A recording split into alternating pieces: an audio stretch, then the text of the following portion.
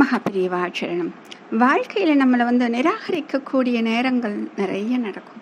அந்த நிராகரித்தல் அப்படிங்கிற பொழுது அப்போ மனசு என்ன நினைக்கும் அப்படின்னா, நம்மை நிராகரித்தவர்கள் எப்படி செய்து விட்டார்கள் என்று தவறாக ஒரு யூகத்தை கொண்டு வரும்.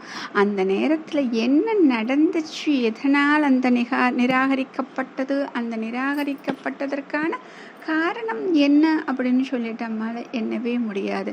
ஏன்னா நிறைய யுத்தங்களை பார்க்கும் பொழுது இந்த தவறான புரிதல்கள் தான் அந்த யுத்தத்திற்கே காரணமாக இருக்கும். மகாபாரதத்தில் பார்த்தீங்க அப்படின்னா இதற்கான காரணங்கள் பார்த்தீங்கன்னா எத்தனையோ கதைகள் சொல்லலாம்.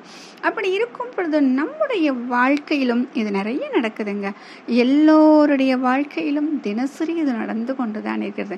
சொல்லுவாங்க இல்லையா, பார்க்கக்கூடிய பார்வை சரியாக இருந்தால் அனைத்துமே தெளிவாக இருக்கும். அதுக்கு தர்மனையும் சொல்லுவாங்க இல்லையா, அவருடைய பார்வையில் அனைவருமே நல்லவர்களாக தெரிந்தார்கள், துரியோதனனுடைய பார்வையில் அனைவருமே தீயவர்களாக தெரிந்தார்கள். அப்ப இப்படி இருக்கும் பொழுது அந்த நிராகரிக்கக்கூடிய அந்த காரணத்தை நாம் தெரிந்து கொண்டு விட்டால் இந்த வாய்ப்புகளும் குறைந்துவிடும். அதுக்கு ஒரு அழகான கதை இருக்கும். ஒரு ஆற்றங்கரை, அங்கு 2 பெரிய மரம் இருக்கு. அந்த வழியாக ஒரு சிட்டுக்குருவி மரத்திடம் கேட்டு, மழைக்காலம் தொடங்கி இருக்கிறதுனால நானும் என்னுடைய குஞ்சுகளும் இங்க வசுங்க கூடு கட்ட அனுமதிக்க முடியுமா அப்படின்னு கேக்குது. முதல்ல இந்த மரம் என்ன சொல்லுது, முடியாது அப்படின்னு சொல்லுது. அப்ப அதுக்கு பக்கத்துல இருக்கக்கூடிய அடுத்த மரத்துக்கிட்ட கேக்குது, அது அனுமதி கொடுக்குது. குருவு கூடு கட்டி சந்தோஷமாக வாழ்ந்து கொண்டு இருக்கக்கூடிய நேரம். அப்ப பலத்த மழை, ஆற்றில் வெள்ளம் முதல் மரத்தை அடித்துட்டு போஞ்சிச்சு. அப்போ தண்ணீரில் இழுத்து சொல்லும் பொழுது குருவி என்ன சொல்லுச்சான், சிரிச்சுக்கிட்டே சொல்லுச்சான், எனக்கு வசிக்க கூடு கட்ட இடமும் இல்லை என்று சொன்னதால் இப்போது தண்ணீரில் அடித்து செல்லப்படுகிறாய் என்றதான். அதுக்கு அந்த மரம் ஒரே ஒரு பதில் சொன்னதான், எனக்கு தெரியும், நான் வலுவடைந்து விட்டேன், எப்படியும் இந்த மலைக்கு நான் தாங்க மாட்டேன், தண்ணீரில் அடித்து செல்லப்படுவேன், நீயும் உன் குழந்தைகளும் நல்ல வாழ்க்கையை வாழ வேண்டும் என்றுதான் உனக்கு இடம் இல்லை என்றேன், மன்னித்து விடு என்றதான். அப்ப அந்த குருவியோட மனசுல ஒரே ஒரு நிமிஷம் தான் செய்த தவறுக்காக வருந்தி இருந்ததாம்.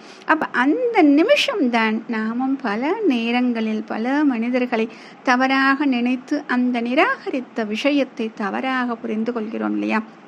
அப்போ அந்த தவறாக நினைக்கக்கூடிய அந்த சந்தர்ப்பங்களில், நிராகரித்தல் அப்படி நினைக்கக்கூடிய விஷயங்களில் அதற்கான காரணம் ஏதோ ஒன்று இருக்கிறது, இதுவும் நன்மைக்குத்தான் என்று நாம் எண்ணிவிட்டால் அப்பொழுது நமக்கு அந்த காரணம் புரிபடும், அந்த நன்மையும் நமக்கு தெளிவுபடும். ஏன் அப்படின்னா, நம்முடைய வாழ்க்கையில் மனிதர்கள் அப்படிங்கிறவங்க பெரிய நமக்கு புதையல், உறவுகள், நட்புகள், சொந்தங்கள் எப்படியோ எந்த வடிவத்திலையோ நமக்கு கிடைக்கிறாங்க. அப்போ அந்த உறவுகளையும் சொந்தங்களையும் நட்புகளையும் இது அனைத்தையுமே இந்த நிராகரித்தல் அப்படிங்கிற ஒரு விஷயம் என்ன பண்ணும் அப்படின்னா எல்லாவற்றையும் தூரமாக்கி விடுகிறது.